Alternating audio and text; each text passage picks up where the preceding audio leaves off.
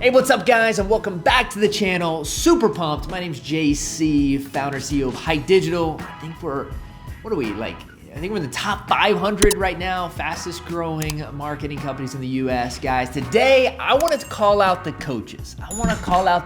Because digital marketing agencies, one of the things we love is spending money on coaches that help us grow, help us scale. And today I'm gonna call them out. 7 things that I feel like I'm constantly disagreeing with agencies.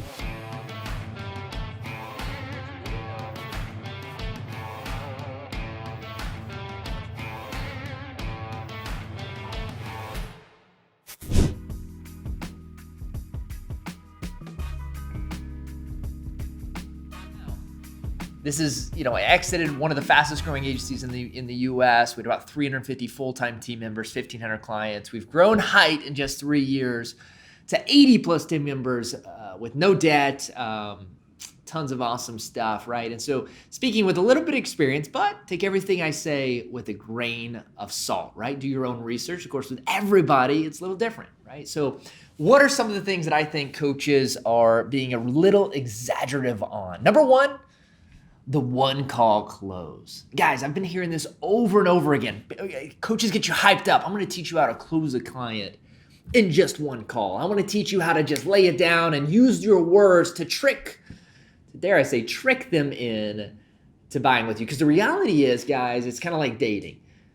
The quicker you can get someone on board, potentially the quicker they are to leave. Here's the reality, guys. If you're looking for a long-term relationship with your clients, you want them to take a little bit of time and make sure that it's the right choice. You want them to really know what's going on. And as a person that's selling to you, I want to take the time to audit their account. I want to take time to look at their performance, their past. I want to take the time to make sure that the expectations that I'm setting is on point and going to keep you a long term. I've never felt by telling a client after that first call, like, hey client, cool, sounds good, this looks great.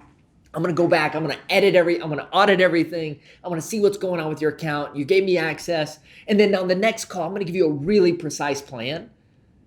Like I've never seen like, no, if you don't close me now, baby, we're never talking again. Like, no, this is valuable information for both me as a salesperson and you as a client. Guys, one call close, I think, is a load of crap. And so let me know your thoughts. Number 2, Facebook ads. All the coaches nowadays, and I think we're gonna start trending. If you go back to my first videos back in 2020, I was talking all kinds of stuff about Facebook ads. I believe it's an unstable platform. It's not good to grow on. The average churn rate in the US with people running Facebook ads is around 20 to 25%, meaning once you get to 20 clients, you will be losing 4 to 5 of those every single month. It's really hard to grow and scale a product, and people are starting to see that, right? They're starting to see that. One of my biggest concerns with the future of Facebook is how they target. We're gonna target people based on sex, right? Male or female. I'm gonna target them based on age. I'm gonna target them based on location or how much revenue they make, right? Because this zip code is obviously wealthier than that one. All this stuff is illegal. I can't serve clients based on these things, right? I think you're gonna have a lot of issues. We're seeing it over and over again. Regardless of issues, the outcome, 25% turnover month over month, it's really hard to scale. I don't care if SEO is tougher to sell or PPC. We have to have a product that's more stable if we wanna grow our agency. Number 3, high ticket. High ticket. Man, I'm all about charging as much money as you can for clients that makes sense for them, that is an ROI positive. But here's the deal. Here's the reality, guys. When you're just getting started, be okay with making $300, $400, $500, $600 on a client. Why is that? Well, if you're charging $1,500, let's say for Facebook ads, you're charging $1,500 for Facebook ads, you got $1,000 in management, but you're brand new to the game, you have $1,000 to work that client. If you get $10 cost per lead, that means you're gonna get around 100 leads. But here's the reality. If you only charge, instead of $1,500, if you only charge $500 for that client, that doubles your ad spend, which means you could actually get $15 cost per lead and still get more leads for your client. Josh, we're gonna have to throw those numbers up on the screen because I know it's got confusing. At the end of the day, when you're just getting started, we don't know what we're doing. We don't know how to do what we're doing. We have an idea, we have a thought process, we have a dream, we have a goal, but the less you charge, the more opportunities are there to be profitable for your client. And when you're profitable, you can always increase your pricing later. You can always charge more. But in the beginning, keeping a client 6 months, 9 months, 12 months, a year, 2 years is the most important things. Guys, number 5, I think it's number 5. 4, selling before you get a product lined out. I get this all the time. We own a white label company as well. And people call us up, oh, I just sold my first client. We want you to fulfill it. Wait, what?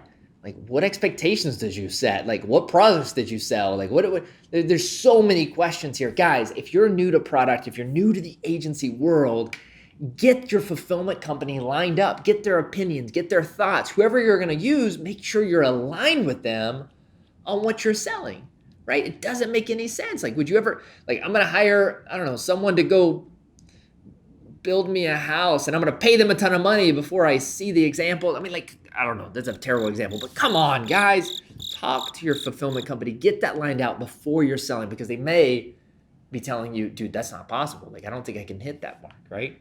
All right, number 5. So much. And the principle around this, I think, is the harsh thing.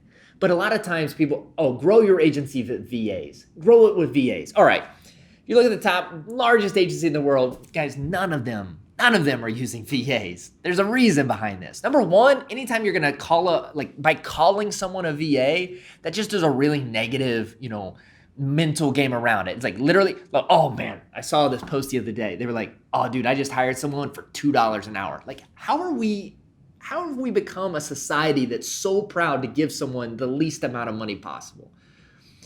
I want to have an agency that we have such high quality work that we have to pay people more money because they serve our clients so incredibly well, right? Hiring a VA, here's the issue with hiring in general. Anytime you're hiring and you're going to scale, is that either one of two things have to be an expert. Either one, I have to really know the product or the sales or prospecting. I have to know it really well so that I'm hiring a VA or any type of team member and I know how to coach them. I know how to teach them. I know how to grow them. I know their KPIs. I know what they should be hitting. So therefore I can work them. I can make them better.